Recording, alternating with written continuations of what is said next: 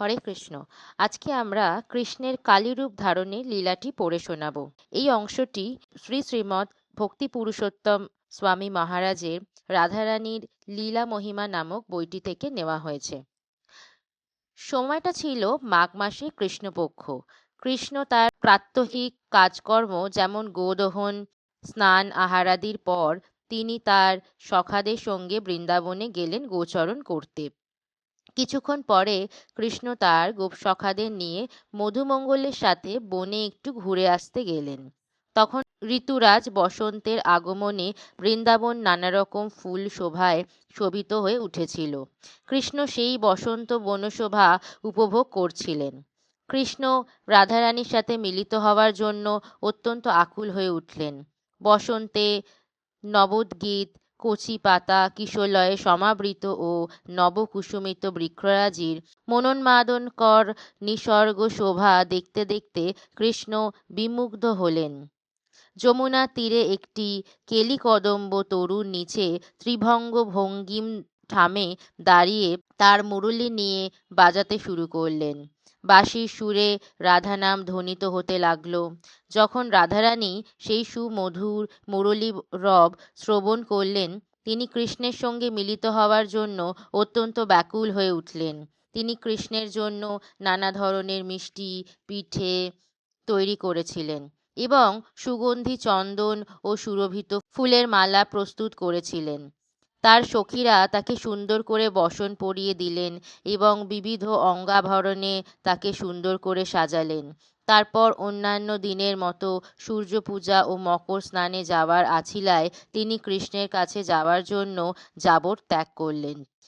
পৌর্ণমাসীর আদেশে বৃন্দাদেবী বংশীবট কুঞ্জের ভিতরে একটি সুন্দর ফুলশয্যা রচনা করেছিলেন।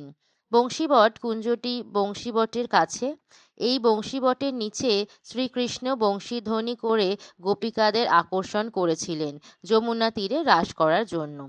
কৃষ্ণ বৃন্দাদেবীকে দেখে তাকে বললেন, হে বৃন্দে, ঋতুরাজ বসন্তের শোভা, ফুলে ফুলে রূপান্বিতা এই বনের শোভা আমাকে রাধারানীর সাথে সাক্ষাতের জন্য আকুল করে তুলেছে।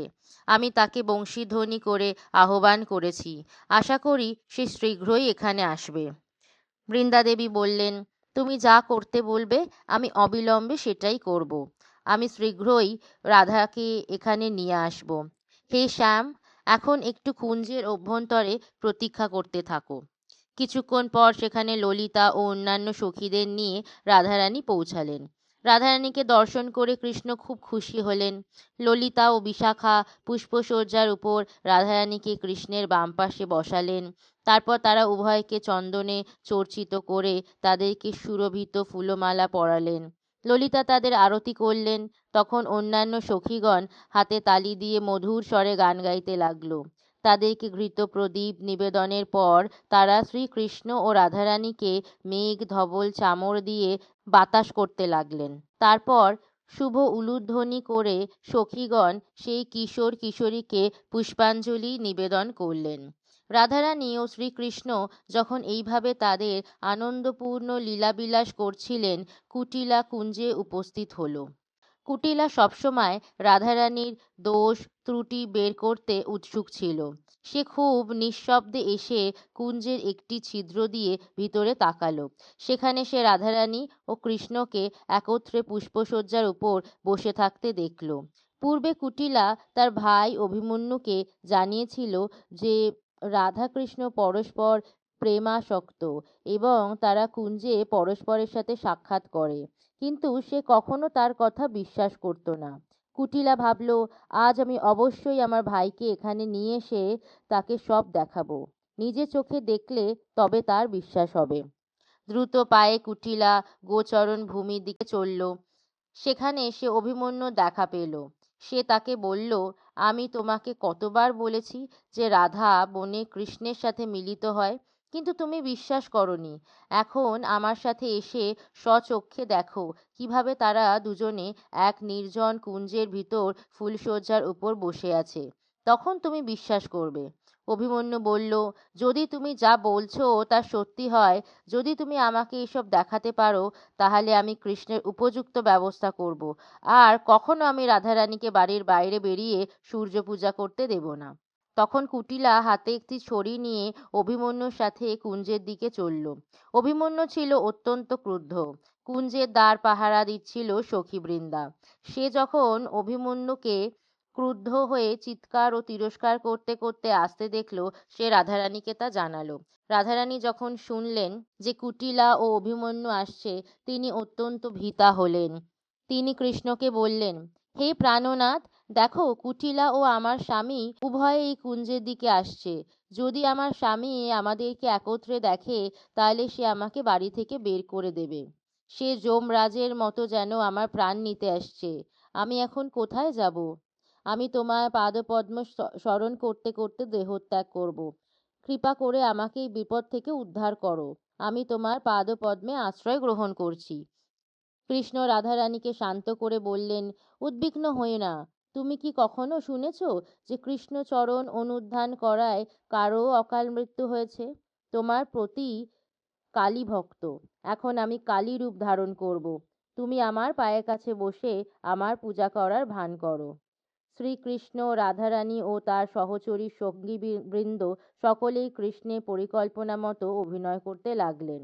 সেই সময় ক্রুদ্ধভাবে অভিমন্যু কুঞ্জে প্রবেশ করল, কুটিলাকে জিজ্ঞেস করতে করতে, নন্দের সেই নরাধম পুত্রটি কোথায়?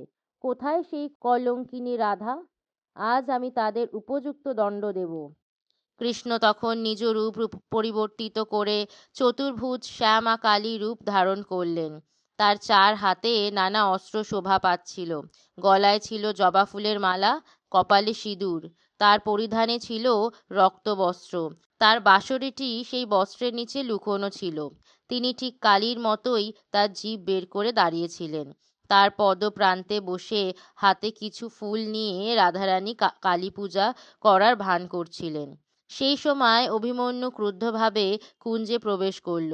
সে জোর করে প্রবেশ করেছিল, কিন্তু সেখানে সে কৃষ্ণকে দেখতে পেল না। পরিবর্তে সে তার আরাধ্য দেবী চতুর্ভুজ শ্যামা কালীকে দাঁড়িয়ে থাকতে দেখল।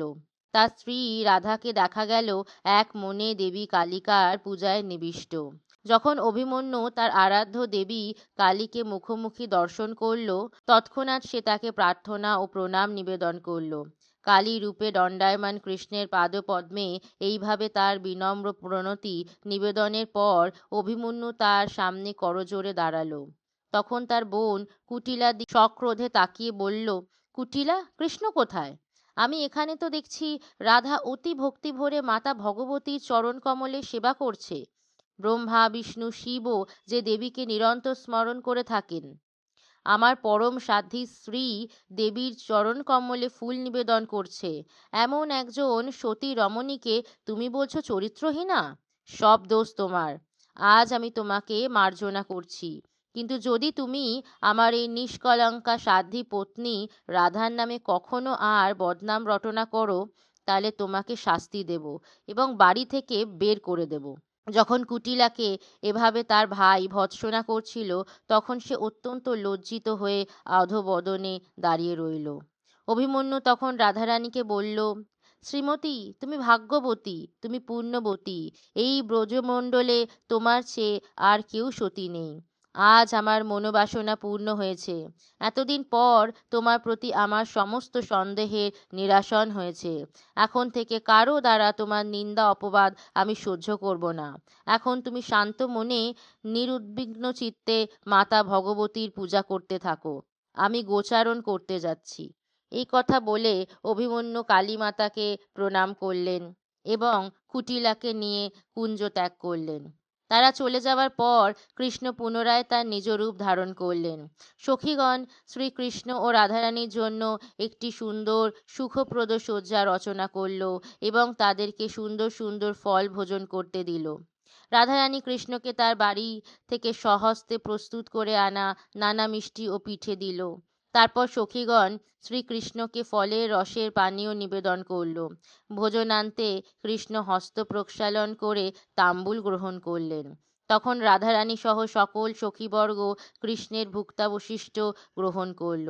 তারপর সখীগণ রাধা কৃষ্ণ উভয়কে নিয়ে কিছুক্ষণ ফুল দোল লীলা সংঘটিত করার জন্য একটি ফুলের দোলনার ব্যবস্থা করল। ফুল দোল লীলার পর কিছুক্ষণ বিশ্রাম নিয়ে রাধা ও তার সখীবর্গের সঙ্গে রঙ্গ কৌতুক আস্বাদনের পর শ্রীকৃষ্ণ গাভী চড়াতে গোচরণ ভূমিতে ফিরে গেলেন। রাধারানী তার সখীবৃন্দকে নিয়ে সূর্যকুণ্ডে চললেন পূজা করতে। সূর্য পূজা সমাপন করে তারা যাবটে ফিরে গেলেন। ধন্যবাদ। গল্পটি ভালো লাগলে অন্যদের সাথে শেয়ার করবেন।